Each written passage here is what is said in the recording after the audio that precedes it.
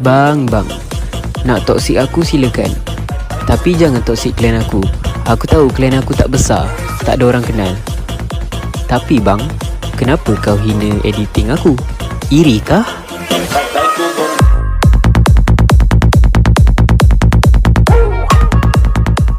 Okey, tak suka full beat Kita kasih slow sikit.